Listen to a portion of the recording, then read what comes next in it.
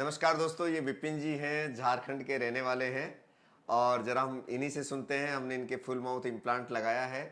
झारखंड बहुत दूर है राजस्थान से, फिर भी ये हमारे ऊपर विश्वास करके यहाँ पर आए हैं और इन्होंने यहाँ इम्प्लांट लगवाया है। तो क्या एक्सपीरियंस रहा इनका, पहले क्या प्रॉब्लम थी, ज़रा हम विपिन जी से खुद से ही सुनते हैं। विपिन जी ज़रा बताएं हमारे दर्शकों को। 2007 में एक्सीडेंट में अपना टोटल बत्तीसी हमने ख़त्म कर दिया था। आपने ख़त्म कर दिया था? हाँ, एक्सीडेंट में सब हो निकल गया गया था। था, हो गया था। हाँ हाँ। उसके बाद अचानक एक दिन डॉक्टर लोगों से रांची में मिले, डायबिटीज़ पेशेंट भी हम हैं, और मिलने के बाद वो लोग बोले कि पहले डायबिटीज़ को कंट्रोल करो, तब हम इम्प्लांट ही करेंगे। डॉक्टर राजेश गुप्ता, यूडेंट हॉस्पिटल जयपुर, इनका एक वीडियो एक बार देखे, उसमें हमको लगा कि डॉक्टर में बहुत he will power, strong will power है। अरे सर। उसके बाद मैं यहाँ पहुँचा। पहुँचने के बाद देखे, शुगर के बारे में भी मैंने बताया। इन्होंने एकदम पूरे आत्मविश्वास के साथ बोला कि आप टेंशन फ्री रहो जी।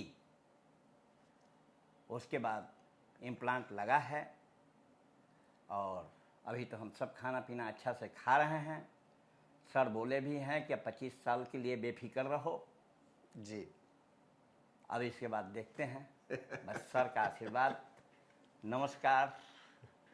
ये विपिन जी बहुत अच्छे इंसान है। ये एक्चुअली जब आए थे तो इनका ब्लड शुगर लेवल काफ़ी ज़्यादा बढ़ा हुआ था, लेकिन इनकी खुद की विल पावर मुझसे कहीं गुना ज़्यादा है।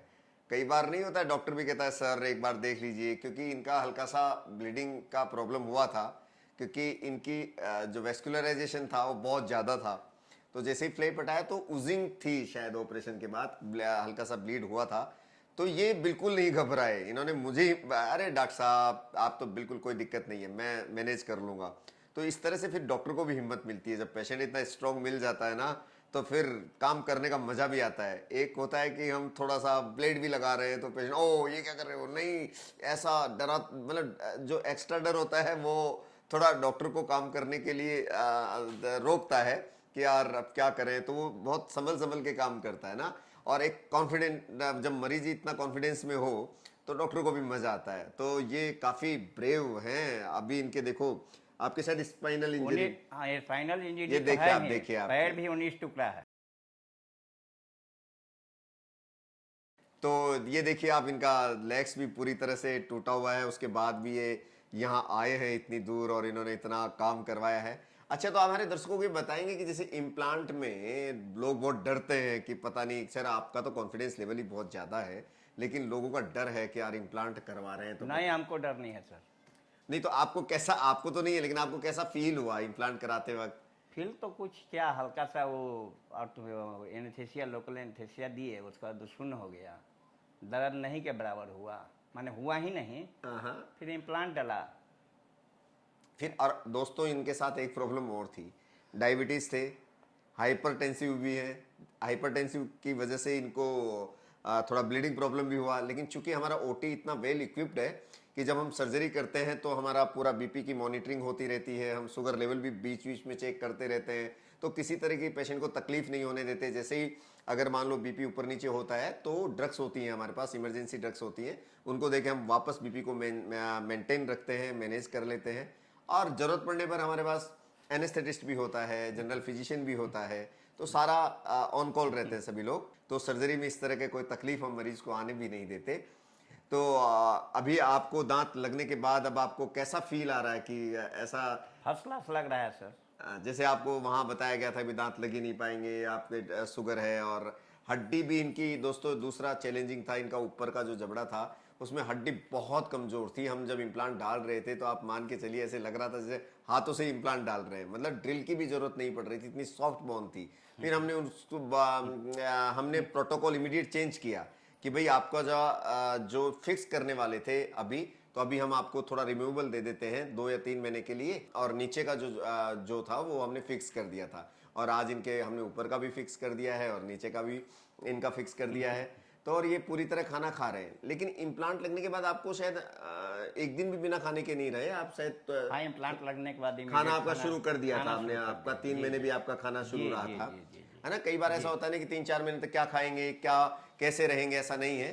इम्प्लांट डलने के तुरंत बाद खाना शुरू हो जाता है। लाइफ का चेंज आ ही जाता है, क्योंकि अगर अच्छा भोजन मिले ना ढंग से, तो आपका एक कॉन्फिडेंस लेवल भी बढ़ता है और आपका जीने का एक नया जोश पैदा होता है। हम देख रहे हैं विपिन जी में कि हालांकि ये पहले से ही कॉन्फिडेंस से तो लबरेज हैं कि इतनी बड़ी बड़े एक्सीडेंट झेल चुके हैं, और उसके बाद भी इन्होंने अपना आपा नहीं खोया, अपना कॉन्फिडेंस लेवल लूज नहीं किया।